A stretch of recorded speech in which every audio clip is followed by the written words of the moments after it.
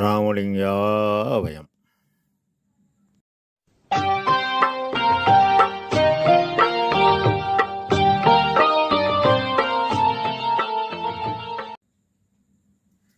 அருட்பெரும் ஜோதி அருட்பெரும் ஜோதி தனிப்பெரும் கருணை அருட்பெரும் ஜோதி எல்லா உயிர்களும் இன்புற்றுவாள் வள்ளல் மலரடி வாழ்க வாழ்க. திருச்சிற்றம்பலம். அருட்பெருஞ்சுதி ஆண்டவரின் பரிபூர்ண அருளை பெற்ற அருட்பிரகாச எம்பெருமானின் திருவடிகளை மனமொழிமையால் போற்றி பணிகின்றேன் தயவுடன். நாம் செய்த செயலின் விளைவாக இன்ப துன்ப அனுபவங்கள் யாவும் வந்து கொண்டே உள்ளது.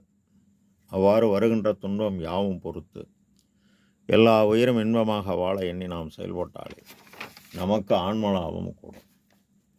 நம் பெருமான் அருட்கொடை புகழ்ச்சி என்ற தலைப்பில் பொய்யிற் கிடைத்த மனம் போன போக்கில் போகாது சுழன்றே பொய் உலகில் வெய்யிற் கிடைத்த புழு போல வெதும்பி கிடைத்த வெறியேற்கு மெய்யிற் கிடைத்த சித்தியெல்லாம் விளைவித்திடு மாமணியே என் கையிற் கிடைத்தோய் நிந்தனுக்கு கைமாறு ஏது கொடுப்பேனே என பாடலை பதிவு செய்கின்றார்.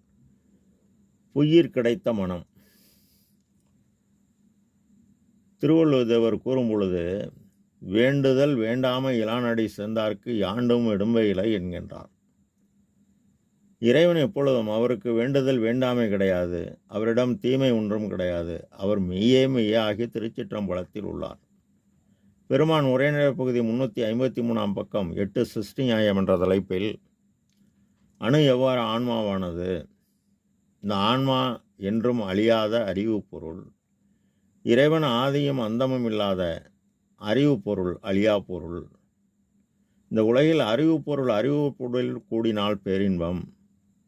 ஆனால் உபகாரத்தால் பெற்ற தாய் தந்தை வெறுப்புக்கு உட்பட்டு விருப்பு காரணமாக கூடியதால் இந்த பிறப்பு ஆன்மாவுக்கு உண்மை நிலை அறியாது பொய் என்றாலே அழியக்கூடியது. அதில் மனம் என்பது சந்திரன், இடது மனக்காரகன். இந்த மனம் உயிரற்ற அழியும் பொருளான உலகில் பற்றுக்கொள்வதால் எனதை போக்க வந்த ஆன்மா விருப்பு காரணமாக நானாக செய்த விருப்பு செயல் வினை எனும் கர்மாவாகி பாசவம் எனும் ஆணவம் கண்மம் மாயை ஆகி இந்த ஆன்மா செய்த செயலின் தொகுப்பு மாயை எனும் தோன்றுதலும் மறைதலும் சிக்கி மிகப்பெரிய மயக்க உலகில் பொய்ப்பொருளை கொண்டு ஒளியான ஆன்மா அறியாமை எனும் இருளில் சிக்கி தவிக்கிறது. அவ்வாறு சிக்கிய ஆன்மாவை கரையேற்ற வந்த கலங்கரை விளக்கம் இறைவனால் வரி கூற்ற அருளை பெற்றவரால் தான் ஆன்மாவை கரை சேர்க்க இயலும். பொய் என்பது இருள், உண்மை என்பது ஒளி. அறிவு கூட தேவர் பொய்யாமை ஆற்றின் அறம்பிற செய்யாமை நன்று என்பார். மனம் போன போக்கில் சுழன்றி பொய்யில் உலகில் வெயிற் கிடைத்த பொழு போல விரும்பி கிடத்த வெறியேற்கு. மண்புழு வெயில் கிடந்தால் சூரிய வெப்பத்தால் துடியாய் துடிக்கும். அதுபோல உலகில் விருப்பு காரணமாக உண்மை அறியாது மன அறிவை கொண்டு சேர்க்கும் நிலையற்ற பொருள் யாவும் நமக்கு துன்பம் தரக்கூடியதாக அமைகிறது. அதனால் தூக்கம், சோம்பல், துன்பம், அச்சம், ஏக்கம் கூடி மாயை இருள் கூடி துன்பமடைகிறது மனம். மெய்யிற் கிடைத்த சித்தியெல்லாம் விளைவித்திடும் மாமணி இயற்கை உண்மை கடவுள் உண்மையாகவும் பேரின்பமாகவும் உள்ளார். அந்த பேரின்பத்தை நமக்கு தர அவர் தயாராக உள்ளார். அந்த வழியில் பயணித்து அதில் வெற்றி பெற்று அந்நிலையை நாம் அடைய சாகாமல் என்று கூறுபவரே சற்குரு. நட்டையனை நைந்து கொண்டே நன் மகன் நீ அஞ்சேல் என நவின்று என் சின்னி தொட்டானை எட்டிரண்டும் சொல்லினானை என்பார் ஐயா. நட்டாதான் முளைக்கும், முளைத்தா பாதுகாத்தா பலனுண்டு. அதுபோல் நீ பரோபகாரம் செய்ய உனக்கு மெய்ப்பொருள் கூடுகிறது. மெய்ப்பொருள் உன் ஆன்ம அறிவுடன் நீ செய்த உபகாரத்தால் உனக்கு ஆற்றல் கூடி உபகார சக்தி ஆன்ம அறிவுடன் உன் ஆற்றலை கூட்டுகிறது.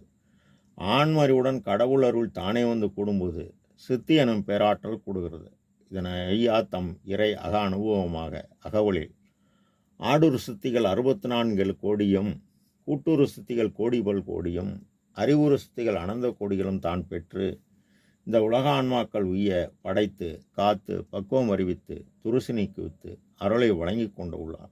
அதனால்தான் தன் கையில் பிடித்த தனி அருட் ஜோதியை என் கையில் கொடுத்த என் தனி தந்தையே என்பார் இறை அக அனுபவமாக அகவலில். ஆக அவர் கூறியபடி நாமும் செயல்பட்டால் அந்நிலையை அடையலாம். ராமலிங்காவயம். திருச்சிற்றம்பலம்.